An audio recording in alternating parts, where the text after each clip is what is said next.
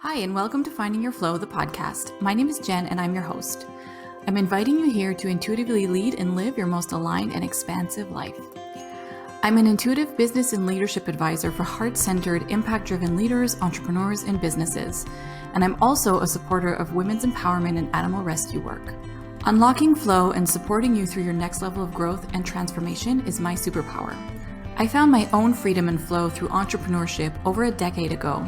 And on this podcast, I'll be sharing stories and insights through the lens of my expertise and my personal experience, and through inspiring conversations with my special guests.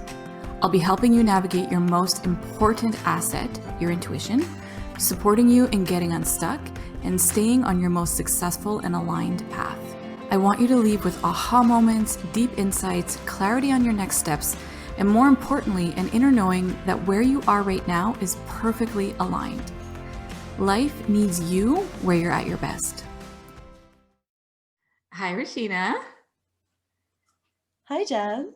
It's so nice to have you here. So, yeah, I thought we could actually kick off our call with an angel card because we both love card pulling. And why don't we see what the theme of our call is going to be today? That would be really lovely. Okay, I'm going to pull us a card to see what is this call about today that we're doing on this podcast.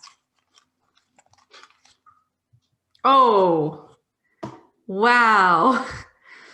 We got love. That's really nice. That feels so accurate for us. So I'm going to just let everyone know sort of how we know each other and how we met. So Rashina and I are actually really, really dear friends and now entrepreneur buddies, collaborators, and almost see us as like mastermind buddies. And so I'm going to just let everyone know kind of who you are and what you do, because I think that you do really beautiful work. So Rashina is the founder of Amplify Copy, and you work mostly with technology companies, I believe. Yeah, helping them with the copy on their website and their branding and messaging, and also working on a whole bunch of other really inspiring projects, which we can talk about a little later, like Club Nomads and Teenage Dreams. So I think one of the reasons why Rashina and I really connected is that she's a very much of a multi-passionate entrepreneur like I am, and she's always just working on some really beautiful projects and collaborating with really beautiful entrepreneurs. And we originally connected like 2 years ago, I think, or a year. Yes, I think we originally connected in the summer of last year, potentially, or it might have been the year before, but I think it was in the summer of last year or the winter before that. So Right, yeah. It's been a long time. Yeah, exactly. And we were supposed to originally, I was supposed to potentially work for you as an online business manager, and our relationship just evolved into what it was meant to become, which was a really important friendship. So I'm really excited to have you here on the podcast. And I have a whole bunch of questions for you. And it's interesting because I feel like I know you really, really well. But today I have a lot of questions that made me realize that there's a whole bunch of things that I still want to learn about you that I don't know yet. So before I start, is there anything else that we want to share with the listeners about just who you are and what you do? Oh, you are also a United Nations consultant, which is very important to share as well. Yes, I do consult for the United Nations. So yeah, I am the founder of Amplify, as Jen has mentioned. We have a really beautiful team of colorful, creative women from all around the world.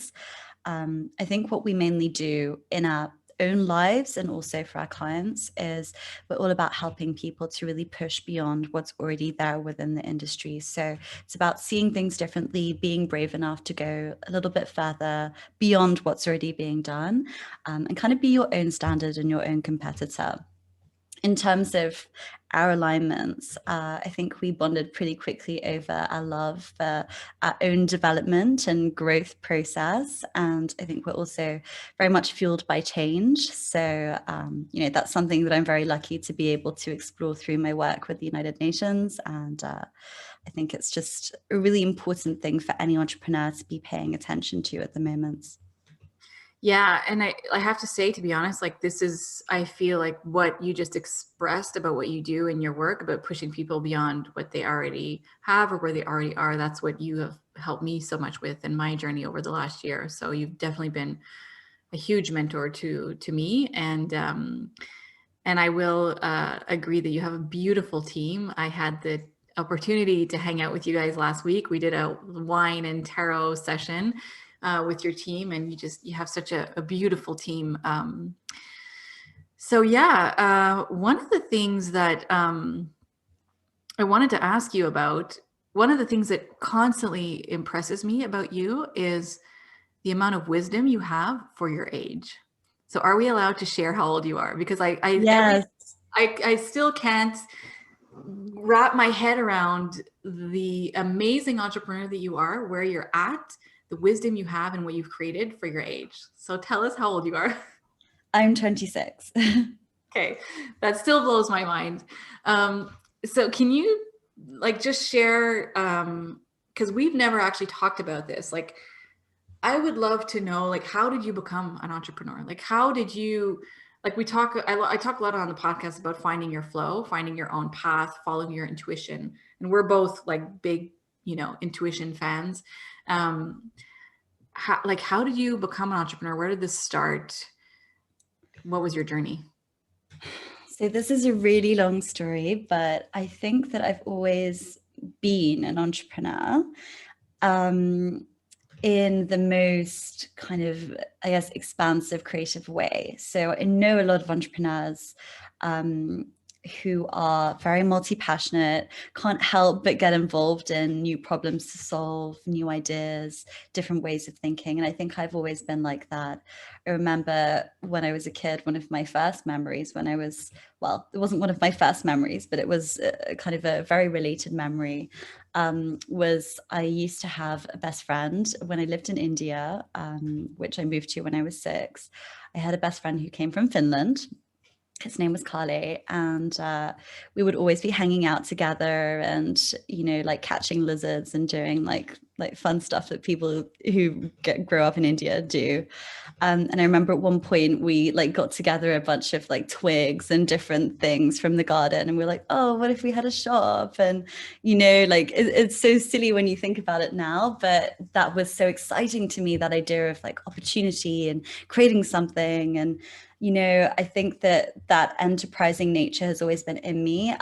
When I moved to France and then also to the UK, I always was involved in, like drawing, writing stories. At one point, I think it was when I was 16, I was writing like a little romance novel on the internet. And then when I went to university, I had a lot of different work experience in various different things. I started up a chapter of Her Campus magazine. I created my own digital magazine.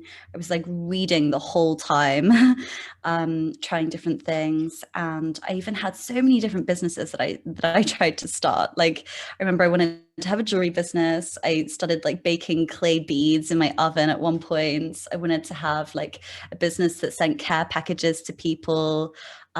What else? I wanted to have a business that like upgraded people's CVs for them. Just like so many different ideas. I bought so many domain names relating to all of these businesses. Like even my own domain name I've had since I was like 19. So I felt like in many ways I have always been entrepreneurial, but because I have lived my whole life in different countries, so I was born in England. When I was 6, I moved to India. Then when I was 10, I moved to France. Then I came back to England when I was 14. Then I moved cities to go to university. And by the time I left university, I had lived in Luxembourg and Spain. And then I moved to Ireland straight after university. So, like, I've already been to so many different countries, and I've gone through a lot of struggles in my life and a lot of ups and downs already, that I think what happened was I would have been an entrepreneur a lot earlier, except that I had a lot of programming that I had to overcome. So even when when I was trying all of these different things and exploring different business ideas, I think that was part of my journey, to then get to the point where I had enough awareness of myself to be able to actually say, okay, I'm scared of getting things wrong, or I'm scared of trying something and it not working out, and working through those. I don't think it was a case of, I want to be an entrepreneur, let me be an entrepreneur. It's more like I was always an entrepreneur, but through time, I had to get to the point where I dealt with my thinking and my programming enough that that could emerge in a way that was sustainable. And yeah, I still can't believe like all the places that you've lived.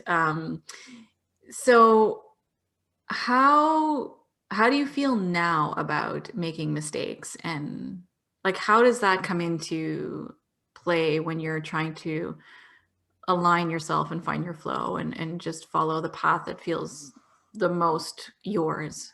Do you allow yourself to let things get messy and make mistakes? Yeah, I think that it's you're always going to make mistakes. Like nobody can have this perfect trajectory. And I think that people who pretend that they do sometimes are letting their ego get in the way. Like I definitely make mistakes all the time. It doesn't get easier to see yourself making mistakes, but you do get better at the internal narrative, right? And watching yourself, watching the things that you're saying to yourself, how kind you're being with yourself.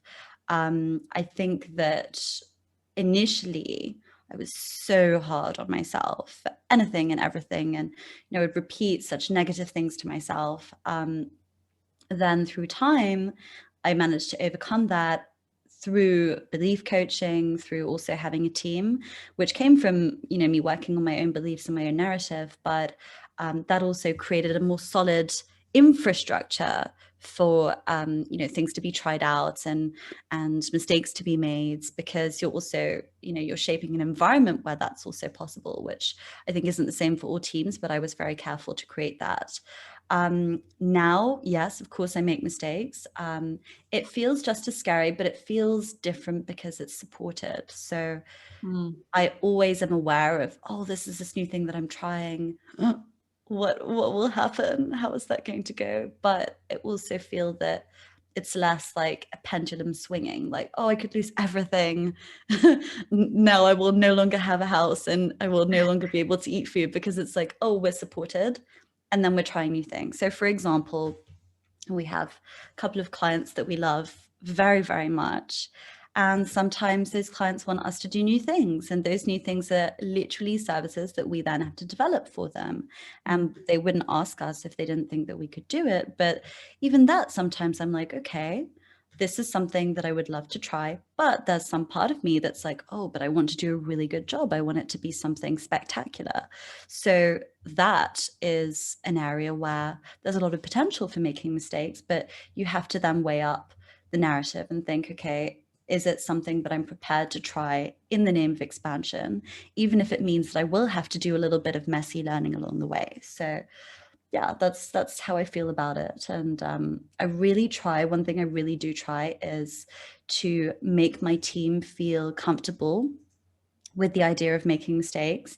And if they ever do anything within their roles or within their work where they feel like, oh, I made a mistake, I'm always really trying to make them feel supported in that, because I've worked in so many different companies, really huge multi-billion-dollar companies, and small agencies, and even like shoddy little companies that barely existed. And one of the things that I consistently saw was that the best leaders were creating that space for mistakes to be made and having your back through the process. So that's something that I'm aware of, but having that mirrored in your team is really important too, I think. Yeah, so I'd love to talk more about this, and I have chills as you're talking about this because I think I very much relate to what you're talking about in terms of leadership and how you take care of your team and the grace that you give your team. And I'm all about, yeah, like really kind human leadership, I think. And I've rarely met a CEO that cares so much and is so attentive to their team like you are. And I find it really inspiring, and it's something that I really work hard at cultivating with my team also. How, like, do you find that it's made a difference having a team and being able to like get more uncomfortable and taking risks and leaps and um trying new things. I just feel like, because I remember when you brought on your team, like it was so exciting. And I do remember that moment where you really had to work through some sort of limiting beliefs that were keeping you from doing that, and bringing on like this big, beautiful team of women. Um, so like, just how has having a team changed things for you? And like, I, like, give us sort of a behind the scenes of like how it is on Team Rashina and how you take care of them. Okay, so having a team is just such a gift, I must say. It's a gift on so many levels.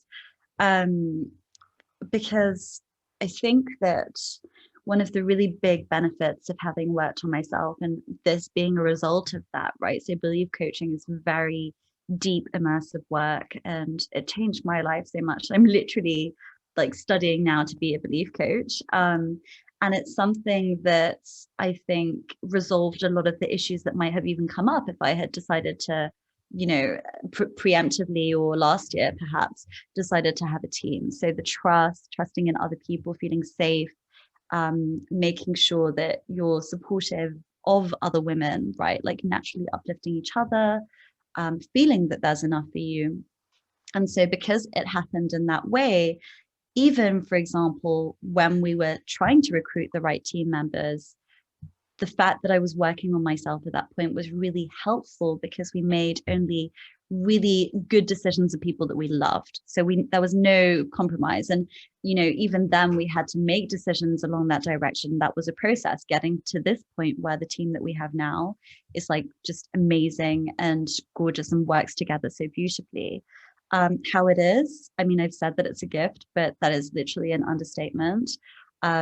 We work really well together. I think that everyone within the team is like super proactive, very much a leader in their own right. Like they're all just really brilliant, bold thinking individuals. And I think that I feel very supported from so many different angles. Like I was saying to the team today, that a couple of years ago, perhaps I would have tried to work on some client work. And that might have been much more difficult to create something of the same quality as we're doing today, because you have three brains instead of one, three brains that are at the same level, thinking really big, pushing each other strategically, creatively, caring enough about the final result that we're really going that much further to just create something that moves the industry.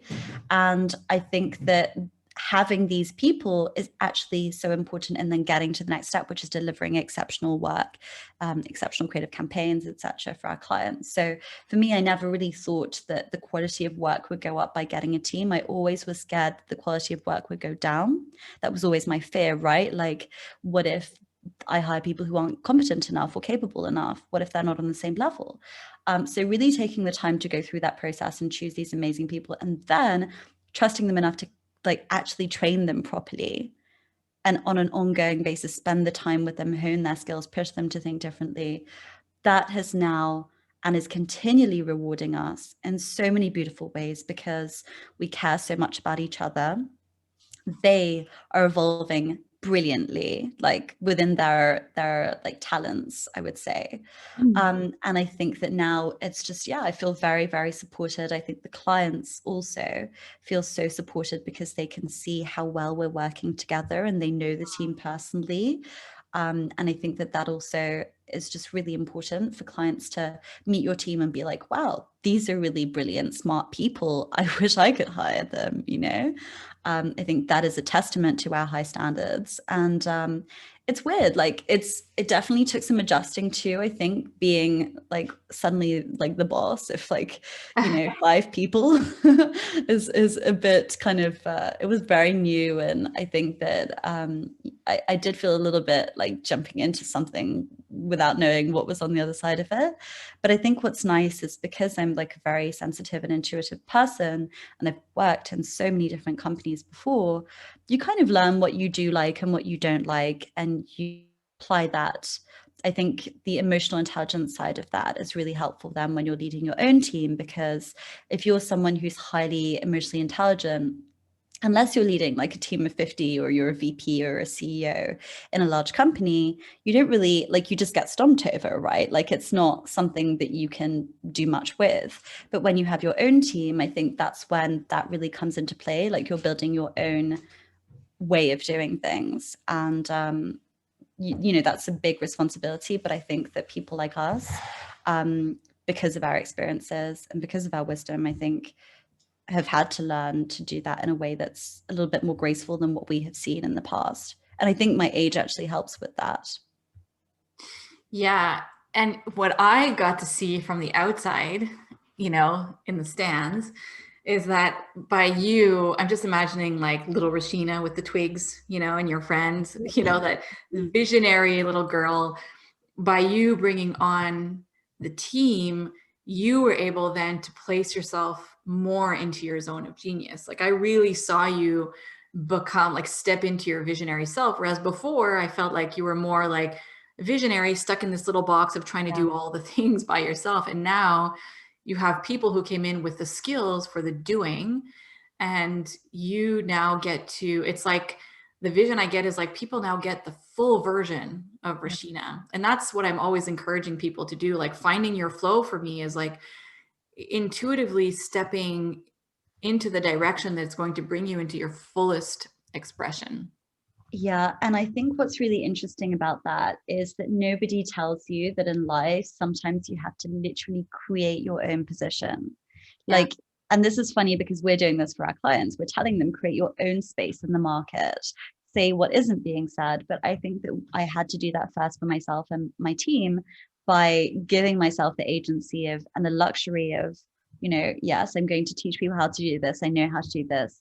And then I'm going to be orchestrating that while also dealing with the business stuff, which needs to be dealt with, and talking to the clients and thinking about the strategy. And, what I think is really nice with the team as well is we call ourselves shape shifters. Like we're always talking about how we're so fluid. And this ties in quite nicely with your finding your flow idea, because I think that sometimes I like to be stuck in with the weeds and looking at it from that perspective. And sometimes I like to say, no, okay, let's take this from a problem solving perspective. Let's have a look at the business side of this, because we also work on our own brands that we're going to release into the world. It's very helpful for our team to be acquainted with all those kinds of thinking, not just being the little hands. It's never about being little hands. I think it's about being big thinkers that do big things through a variety of like smaller tasks. So yeah, it's interesting because it's like from my side as a leader, I then am not worried about doing little tasks. I don't think that those exist really. And I think it's also good because that encourages my team to do whatever they're doing currently, but then also think bigger than that and be more fluid upwards, as well as taking care of the basic things that the business needs. So yeah, it's been very fluid, and a big learning experience as well to trust in that process. Yeah.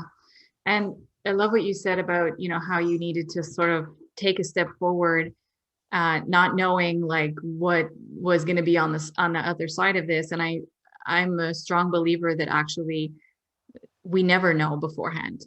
We Yeah. never have the clarity. Like when we're being pulled to do something, when we're being called to do something by our intuition, we're never going to get the answers before. We have to first leap, and then life is like, okay, now let me show you all the beautiful things that are going to come from this. But it's like we don't know that before, so it takes a lot of courage to be able to step into the unknown and get uncomfortable. So I'm curious to hear, because like we are very I see us as like soul sisters. We have literally we're both Cancers with Scorpio rising signs. We have the exact same numerology. We're 3811s in numerology. We have so many energetic things aligned. So you are highly, highly intuitive person. What do we call it? We usually, your vibeometer. We're always talking about your vibeometer. What is Rashina's vibeometer telling us today? So how, like, what are like just your thoughts on intuition and how that relates to leadership and entrepreneurship? I think intuition is completely essential. And I think that sometimes it's neglected, and it's not just neglected, it's not voiced Intuition rarely has a seat at the table when it comes to discussions around leadership. But I think that it's one of the most important things, and it's very deeply intertwined with the theme of emotional intelligence as well. I think that it would be very difficult to lead a successful team doing anything remotely remarkable if you don't draw from your intuition on a more or less continual basis, and I think that it's something that I had to really pay attention to, and let it support me. So initially I was fighting that, right? Even during the hiring process, it's very tempting to try and make strategic decisions or hire people who look good on paper. And actually, one of the most recent team members, the baby of the team, actually, we hired her because I had a conversation with her on Clubhouse.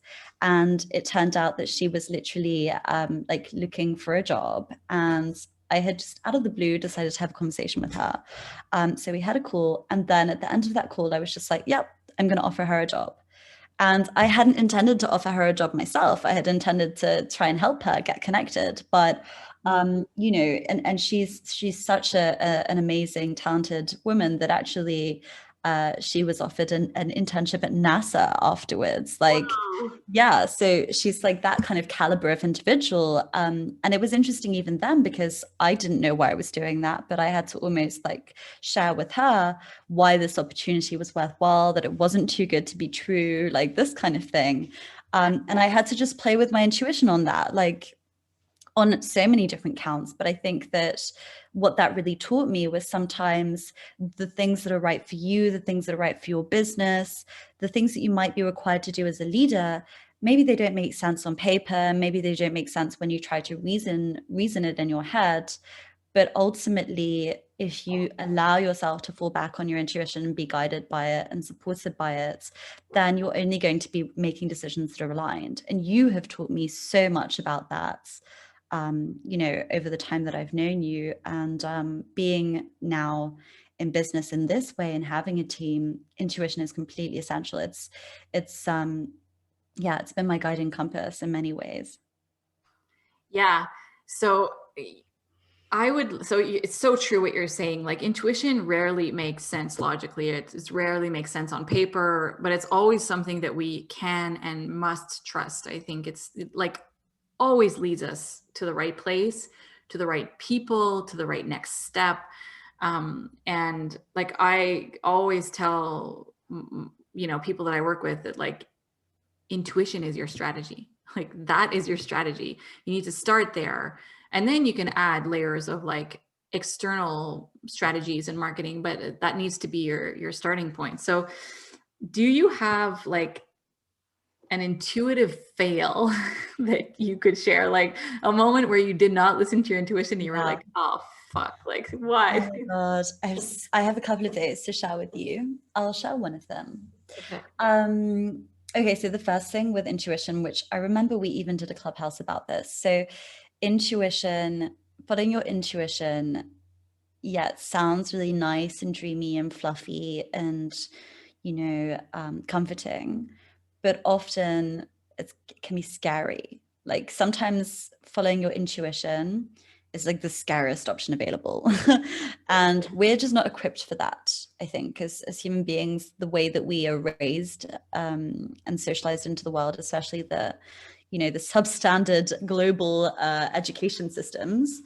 They don't equip people to follow their intuition. It's much more learn this and then check it back out. And so I think that some of the instances where I failed to listen to my intuition were mainly relating to something looking good on paper, me thinking that that's something that I should want or that I'm supposed to do.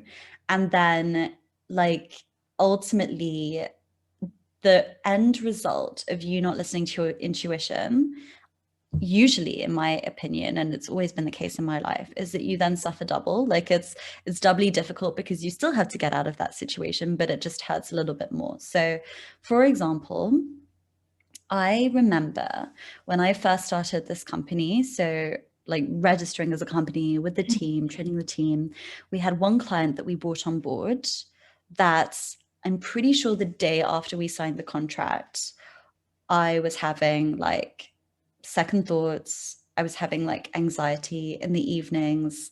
I was like kind of worrying about it and thinking, gosh, like, is this going to be too much? I'm not sure about this.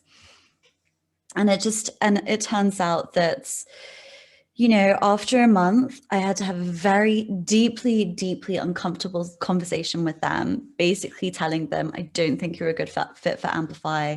I think that you're actually not at the stage yet where you can work with us. And I would prefer to part ways.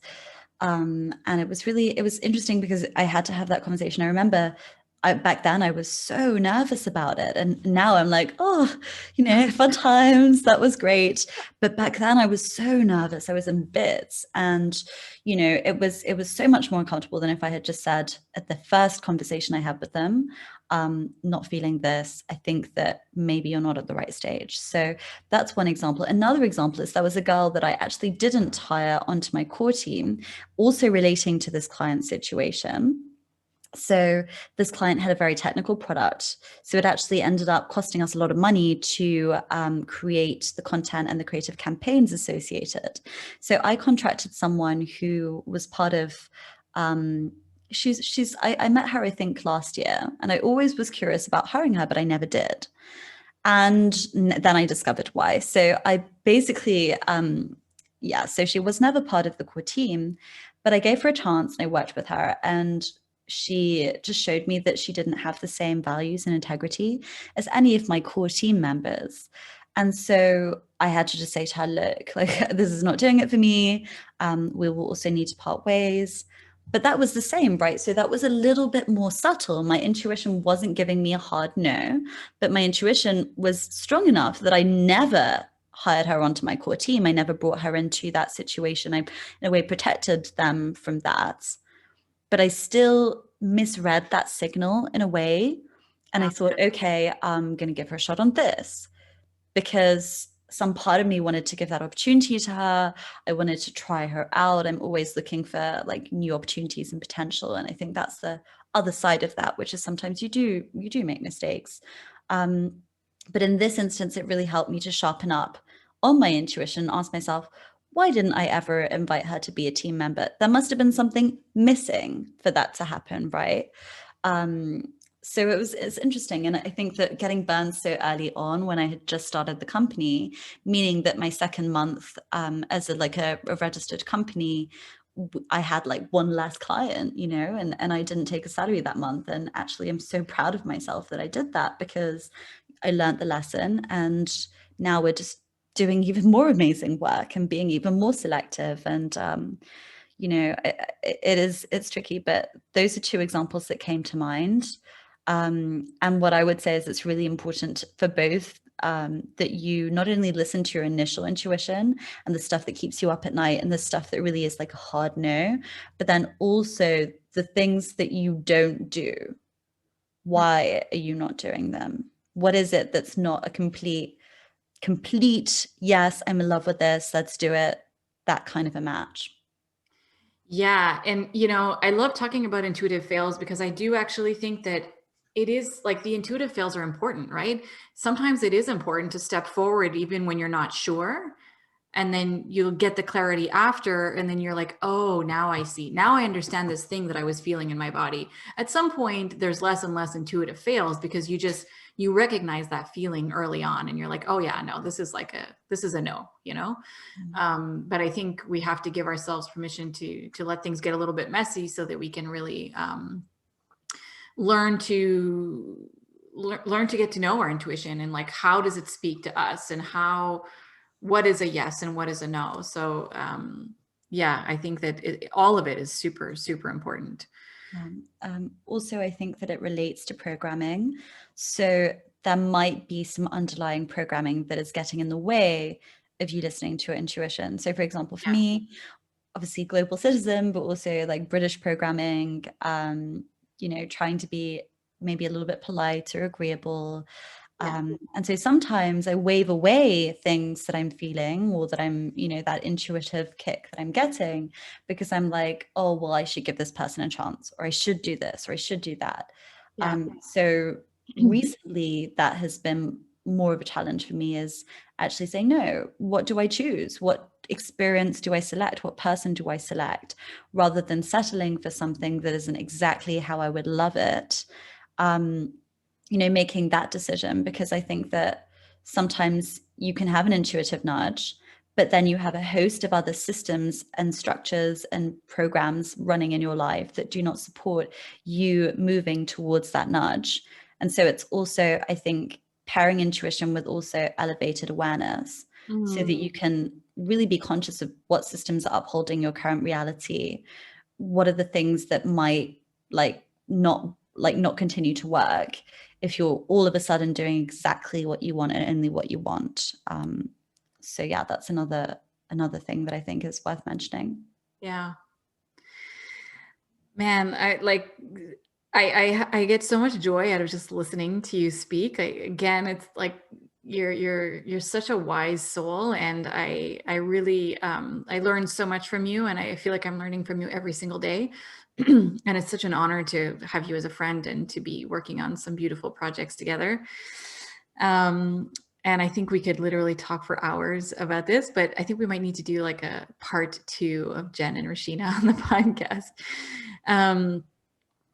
So if people want to connect with you, like what is the best way for people to find you, or where can they connect with you, or maybe join something that you're doing? I would say the easiest way to do it is to follow me on Instagram. So my Instagram handle is House of Rashina. You can also follow our team's activities also on Instagram. So we've just set up a little baby Instagram account.